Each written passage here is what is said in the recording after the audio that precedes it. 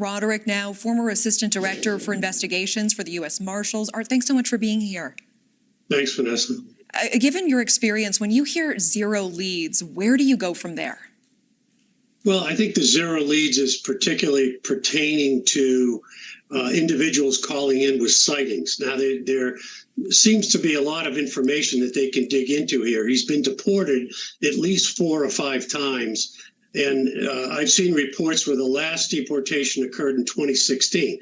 So what's been going on these last 7 years? He's got information in the house that he lived in. So there's a ton of information that they can go into and investigate to get further leads. But I think what they're referencing, zero leads, is there's been no indication out there whatsoever that they received any lead that says he's here at this particular spot at this particular time.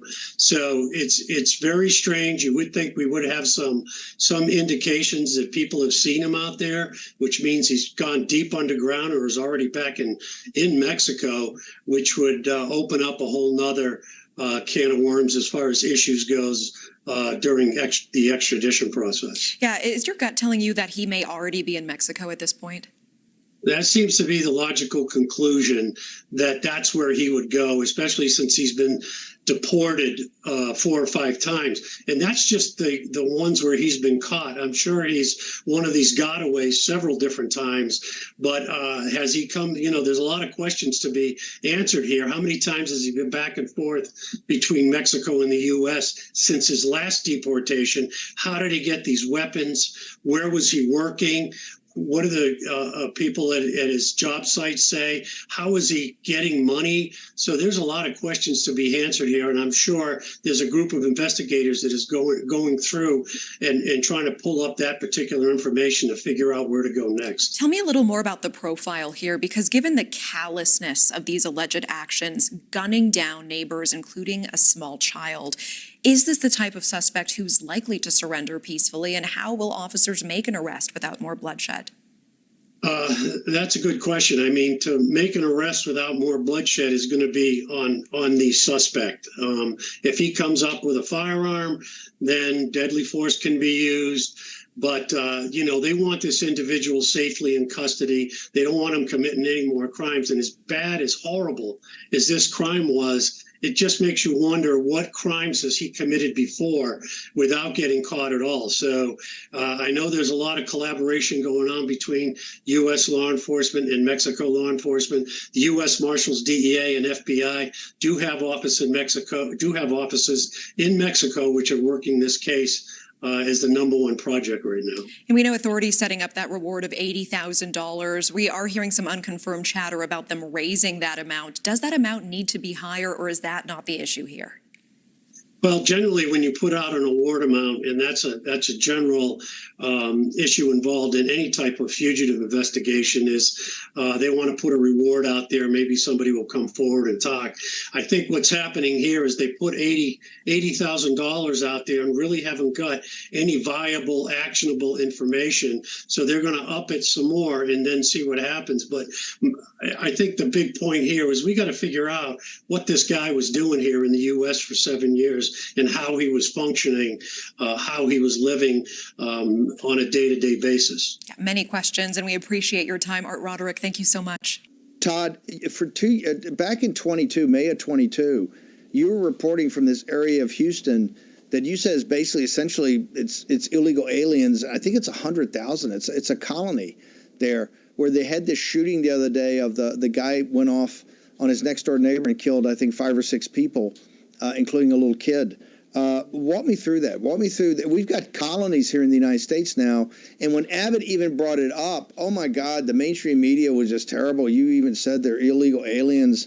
How can you say that? They're the dead ones are in heaven. There's no illegal aliens in heaven. That's not the point. Tell me about this situation in Houston, sir. Well, the whole backdrop to the massacre is that it happened in the largest colony of illegal immigrants in the nation. This is in an area called Liberty County, spilling over into San Jacinto County, and this did not happen in a vacuum. This is a safe zone from ICE deportation.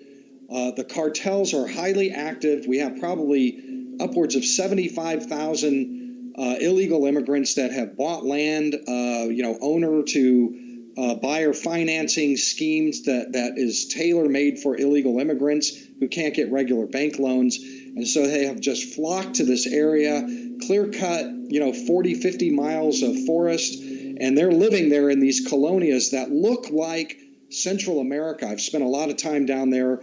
When I'm driving around and reporting in this area, it's like I'm in another country. It's unbelievable. The mainstream media will not report this.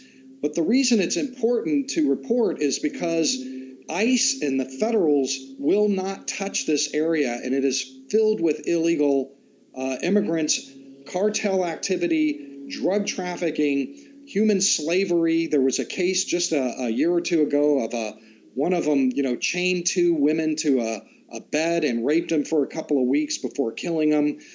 We've had middle school kids just a couple of months ago were found riddled with bullets in a car out there. 16-year-old girl found dumped in a ditch. Body found with a gun buried in a shallow grave.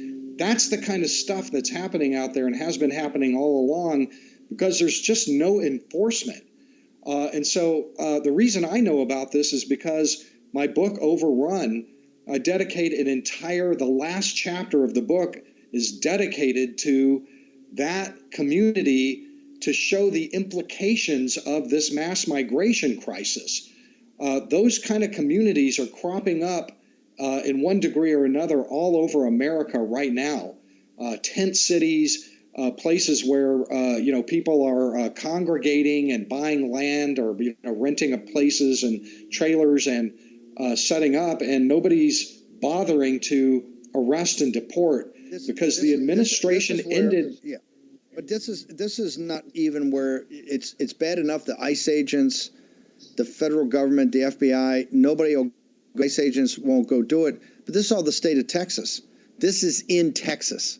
This is a colony of like Central America with out of control gang control. They control a colony, and Abbott and these guys are totally silent about it. Todd, we got to bounce. Where they get the book, where you get your writings. The Federalist, I want Grace and Captain Bannon put this article in the Federalist up. Your head will blow up, as it should.